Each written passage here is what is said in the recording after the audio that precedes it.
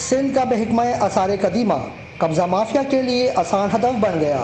سیاسی و سرکاری سرپرستی میں قبضہ مافیا ہر گزرتے دن کے ساتھ سندھ کی پرانی ہزاروں سال پرانی تاریخ مٹانے میں سرگرم ہے، اور اس بہتی گنگا میں سندھ پولیس نے بھی ہاتھ دھونا شروع کر دیا ہے۔ 7 پولیس نے محکمہ آثار قدیمہ کے ریسٹ ہاؤس، میوزیم اور کینٹین پر قبضہ کر لیا۔ محکمہ آثار قدیمہ کے افسران کی جانب سے متعدد حدود لکھے جانے کے باوجود تاحال کوئی کارروائی نہ ہو سکی۔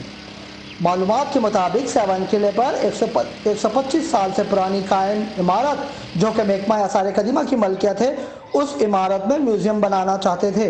مگر پولیس افسران نے اس عمارت پر محکمہ آثار قدیمہ کے ڈائریکٹر جنرل منظور احمد کناسرو کے مطابق اس عمارت پر کام بھی کروایا گیا تھا، اس کو رینوویٹ کروایا گیا تھا تاکہ یہاں پر میوزیم بنایا جا سکے، مگر کچھ دنوں بعد ہی پولیس کے افسران نے 2017 میں اس بلڈنگ پر قبضہ کر لیا تھا، جس کے بعد سے یہاں پر کام بھی روک دیا گیا اور کوئی بحالی کا کام۔ مقامی لوگوں کے مطابق 7 سال پہلے اس وقت کے ڈی ایس پی سمیع ملک نے زبردستی اس عمارت پر قابض ہو گئے تھے، جب سے یہ قدیم اور تاریخی عمارت سندھ پولیس کے قبضے میں ہے، جبکہ جام شورا پولیس نے محکمہ ثقافت کے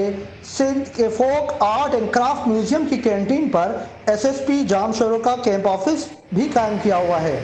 جس سے مقام